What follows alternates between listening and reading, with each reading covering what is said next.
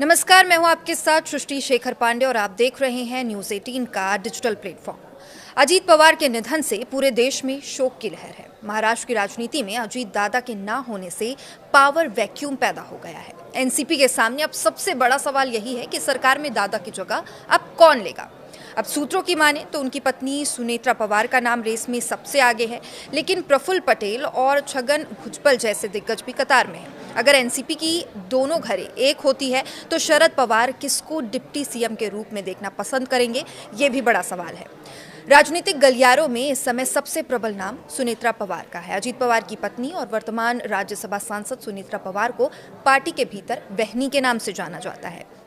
सूत्रों के मुताबिक प्रफुल्ल पटेल, छगन भुजबल और सुनील तटकरे जैसे वरिष्ठ नेताओं ने सुनेत्रा पवार के नाम पर शुरुआती सहमति भी जता दी है। अब पार्टी का एक बड़ा वर्ग मानता है कि बारामती में अपनी पकड़ बनाए रखने और सहानुभूति की लहर का लाभ उठाने के लिए सुनेत्रा पवार को डिप्टी सीएम बनाना सबसे सेफ साइट होगा और वे अजीत पवार की खाली हुई बारामती विधानसभा सीट से उपचुनाव लड़कर विधायक बन सकती हैं। लेकिन वहीं प्रफुल्ल पटेल, जो कार्यकारी अध्यक्ष हैं, दिल्ली की राजनीति में मजबूत पकड़ रखते हैं और पार्टी के संकट मोचक के नाम से जाने जाते हैं। वे गठबंधन के सहयोगियों बीजेपी और शिवसेना शिंदे गुट के साथ समन्वय बनाने में माहिर भी हैं और अगर पार्टी परिवार के बाहर के चेहरे को चुनती है तो पटेल सबसे भरोसेमंद विकल्प हो सकते हैं। अब दूसरा नाम छगन भुजबल का है, जो ओबीसी चेहरा है और महाराष्ट्र के पूर्व डिप्टी सीएम और कद्दावर ओबीसी नेता छगन भुजबल के पास प्रशासनिक अनुभव का भंडार भी है। हालांकि उनकी बढ़ती उम्र और स्वास्थ्य संबंधी चिंताएं बनी हुई हैं, उनके लिए ये चुनौती बन सकती है। अब तीसरा नाम सुनील तटकरे का है। प्रदेश अध्यक्ष हैं और सुनील तटकरे संगठन के आदमी माने जाते हैं। रायगढ़ और कोंकण क्षेत्र में उनकी जबरदस्त पकड़ है। वे अजीत पवार के सबसे भरोसेमंद साथियों में से एक रहे हैं। वे सरकार और संगठन के बीच सेतु का काम कर सकते हैं।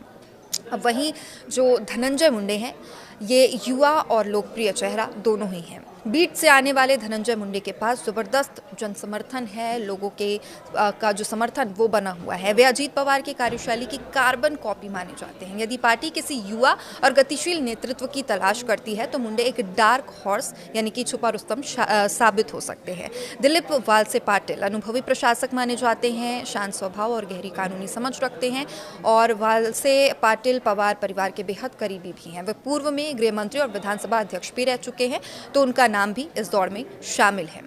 डिप्टी सीएम कौन होगा, अब इसका अंतिम फैसला महायुति के साथ साथ एकनाथ शिंदे और सीएम देवेंद्र फडणवीस के साथ विचार विमर्श के बाद ही लिया जाएगा।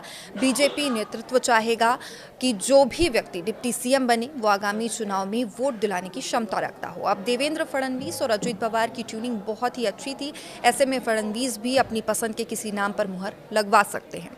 अब क्या होगा शरद पवार का असर और अगले 48 घंटों में दिल्ली और मुंबई में होने वाली बैठकें महाराष्ट्र की इस नई पावर पॉलिटिक्स की दिशा तय करेंगी।